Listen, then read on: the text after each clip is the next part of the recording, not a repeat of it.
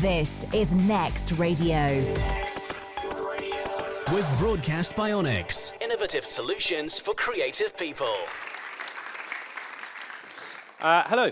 I should say, first of all, a couple of things. It wasn't necessarily my idea to call it that, and I got asked to do this a week ago, which says probably two things. The first is that my reputation as an internationally renowned exec producer is finally getting out there, and that someone pulled out. Don't call it a relaunch. The kind of thinking behind it is that, as Matt said, my sort of last few jobs have been going into shows that were already pretty established, pretty well known, with highly recognizable talent. And I think the word relaunch is one of those words that you can only really use so many times before it becomes like Ken Bruce's new pop master, something that's been new for the last 6 years. The sort of subtitle to this is, don't call it a relaunch, because then it's your fault if it all goes tits up, which is something that's happened to me before, so I'm talking from experience.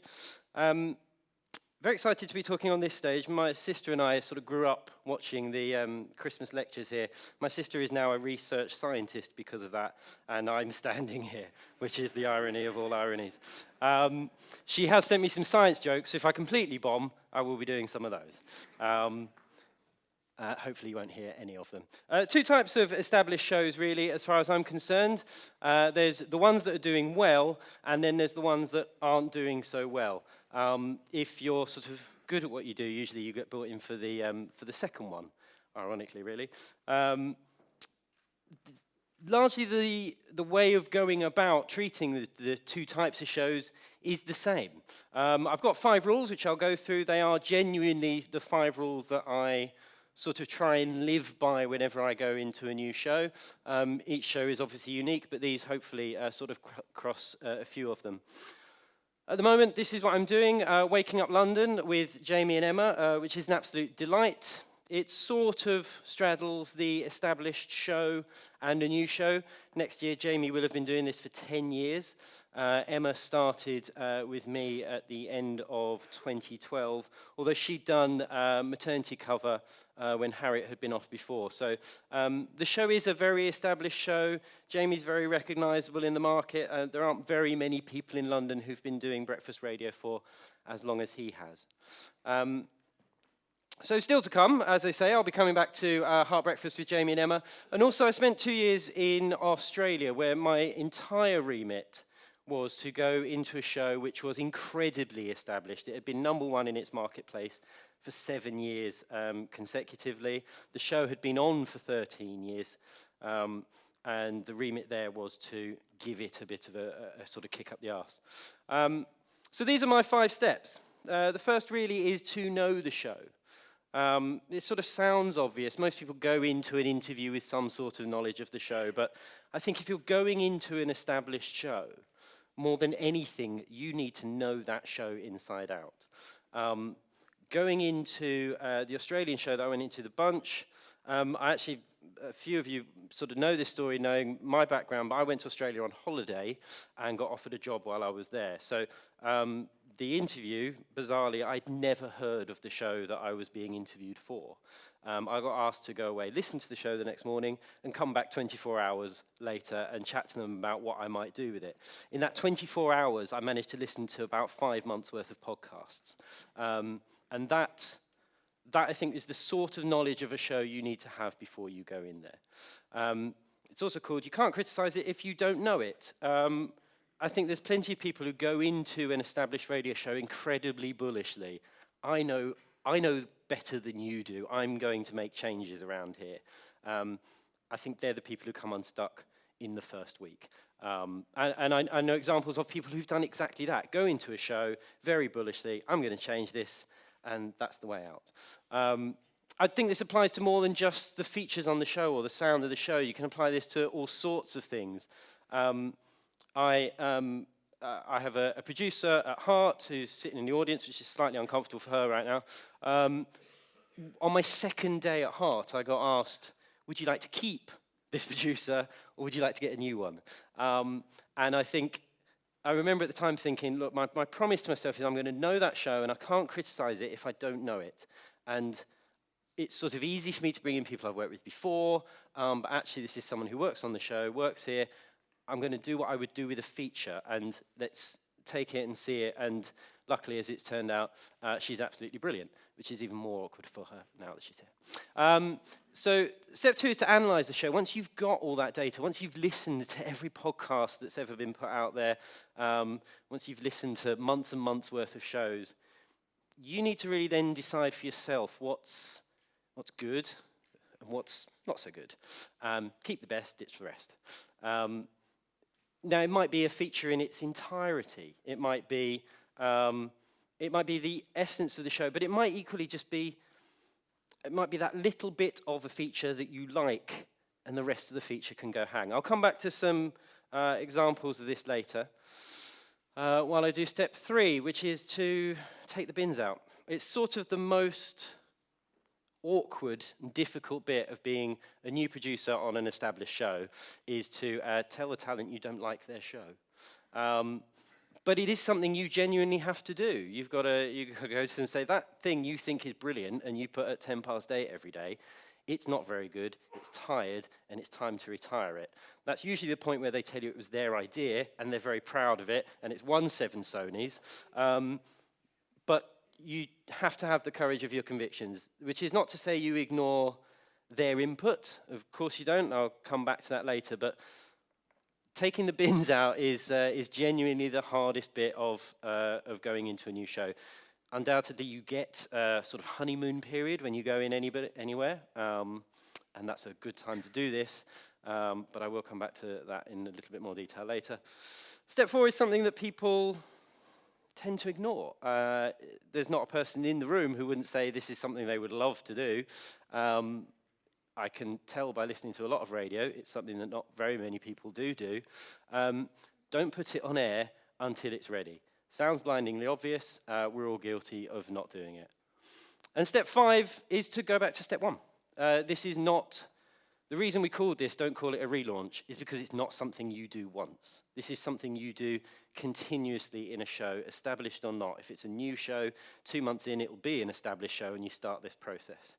I'm happy to say at Heart we've got a very good culture of doing this and continually going back to stuff that we're quite happy with, but even taking individual features and saying, is it time to retire this? Do we need to find something new?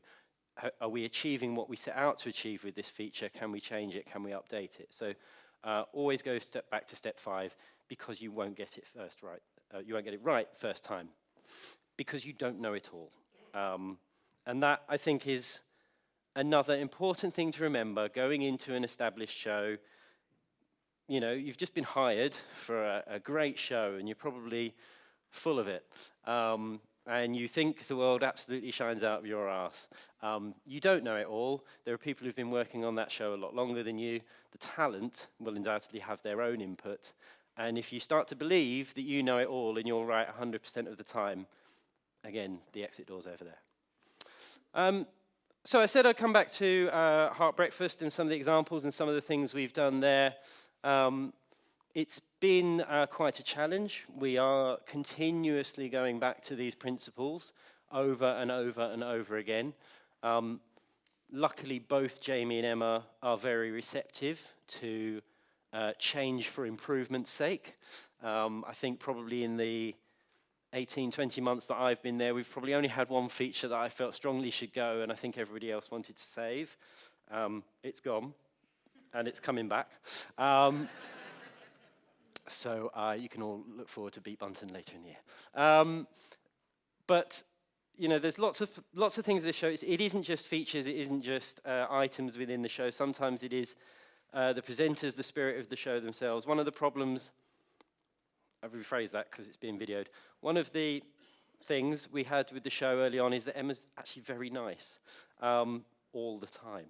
And at breakfast, sometimes you don't want someone being nice all of the time, especially when Jamie can be quite cynical. It actually just highlights how lovely Emma is. Emma is lovely. So one of the things we wanted to do was we accepted that. We saw that this was an issue. We wanted to change it. So we didn't want to change Emma. We didn't want to change how lovely she is. We just wanted on air it to not sound so lovely all the time. This is one of the things we did. Okay, have a go at me. I'm going to try and get you into mean spice. Okay? Say something. Look at me. Okay. Hit me. Look at me. Come on. You don't share your toast, you big meanie. No. Oh. Do you think that's going to scare? Well, yeah, I know I don't, but that's not a great. I went a meanie. No one's called people meanie since the second form. Come on, have another go. Look at me. Okay, Come on, nasty Emma. You dance like a drunk giraffe. Nearly. That's better. Come on. Hit me. Your boobs are bigger than mine. Whoa, now we're talking. Yeah. Come on, hit me with your best shot. Oh, you overweight, balding, washed-up idiot. You've not been on telly for the last 10 years. No one cares about you anymore. In fact, even when you were, it was... Oh, blimey. Quite like that. I feel better. I think Emma was going to be a TV judge on a talent show, and that was our sort of initial treatment on it. Within the realms of we'd already accepted anything we can do to make Emma not look so lovely, Emma's lovely, we would take that opportunity, and that was one of those. One of the other things we did was look, even within the things that the show had already, Jamie is brilliant at what he does. Jamie takes topical news, gives it a twist, delivers it quickly, pithily, incredibly punchy, and that we loved. Jamie had a few sort of go-to ways of delivering that, and one of his would be to deliver it as a sort of top of the pops, top 10. And it was something that, going back to my rules, it's something that I'd heard listening to old podcasts of the show, old ROTs of the show. It was something that I'd heard dozens of times. It actually took 2 months of me being at the show before I heard Jamie do it on air. I said to myself, I'm not completely keen on this. It's quite repetitive to use the same technique over and over again. But I'll wait until Jamie does it on air, and then we can talk about it. So it happened on a story about the specific worst trains to be on journeying into London. Which was a reasonably dull list, but it was London, and Jamie wanted to present it as a top 10. And he did it, and it was fine, it was funny, and it was topical. That was a day that we were able to sit down and have a conversation about the top 10 and about what we might do with it. This is then what that became. Well, it's the start of the Ashes today. Okay. And as I know that you are a massive cricket. Oh, I was about to say. Is a massive cricket fan. Golf fan, yeah. Because you love your golf. Our top 10 at 10 past this morning is bands that sound Australian but aren't. It's a good one, you'll like it. At 10, Terence Trent, Barbie. Yay. Barbie. At 9, Simon's gone for Hobart and Garfunkel. Technically, Tasmania. But let's not split hairs. At 8, Ian. Ozzy Osbourne. That's more like Yay. it. At 7, Kangaroo Demental, says Claire. At 6, Kevin. Sydney Youngblood. It's a good one, but it's not quite good as number 5, Eliza Didgeridoo-Little. At 4, the Backstreet Boys. At 3, Carl's gone for their Vegemite Be Giants. Aboriginal at 2. At number 1, Fun-Loving Criminals. I apologise for that. We'll get complaints. But hey, it's the Ashes. One of the main reasons that I like that piece of audio is that I sent it to the station I'd previously worked with in Australia, who then took it and ran the next day bands that sound English but aren't, and they were a lot more mean than we could have been. But that's a good example of taking, Jamie delivered these top 10s well. They weren't quite doing the job that I wanted them to do. We stripped them. They happen at the same time every day. It is now the most interactive part of our show. Something like 85-90% of the tweets we receive in any show are for that feature. And we knew it was good, but we knew it wasn't doing the job we wanted it to do. So we went through those 5 steps, and that's what we ended up with. To Australia, appropriately next. These 3 people behind me are The Bunch from Mix 94.5, which sounds odd saying out loud. I think that's the first time I've said it out loud since I left there. Fred in the middle is not particularly shy. He's just one of the last remaining people who holds to radio is theatre of the mind and you shouldn't be seen. And he genuinely does that in every photo you take. So that's Paul, Fred and Lisa. As I said, they've been on air together for 13 years, and they had been #1 in Perth for 7 of those years, which is great, fantastic, can't fail. That's the first thing they tell you when you get asked to do a job there. The second thing they tell you was, we'd really like to modernise the show, and we have seen a bit of a worrying trend in the figures. So could you do something about that? Now, again, we looked at absolutely everything. We listened to hours and hours of the show, and I say we, it's never just you. You involve your team around you. I had a brilliant AP, Brooke, out there who sat through hours of radio with me. Now, 3 of the great things that this show had are these 3 odd-looking people. Ethel Chop is the octogenarian. It's not. It's actually quite a hot 30-something comedian from Melbourne who's kind of like the Australian Mrs. Brown's Boys, but funny. And Barra is a former Aussie Rules player who now is a sports presenter in Perth, and Justin Hamilton is an extremely good comedian who was just over here for the Edinburgh Festival.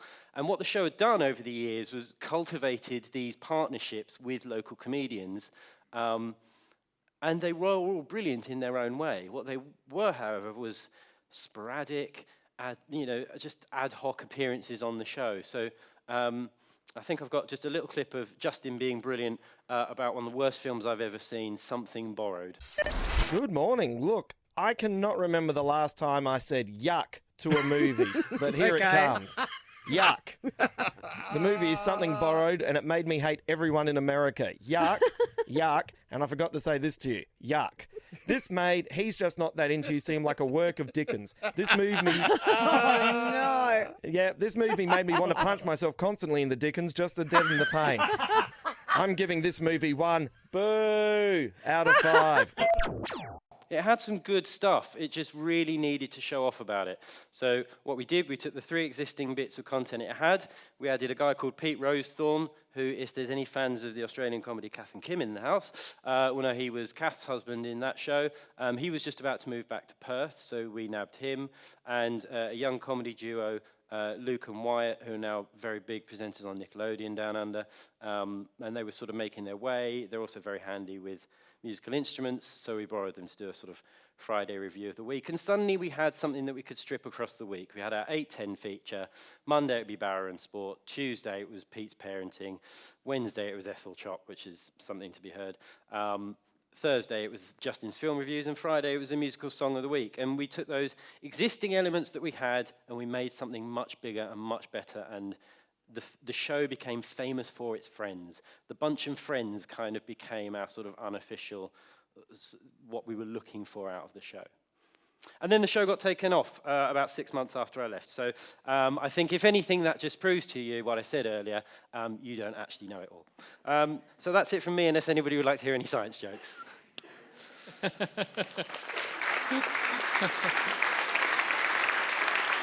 This is Next Radio. Was broadcast by Onyx. Innovative solutions for creative people.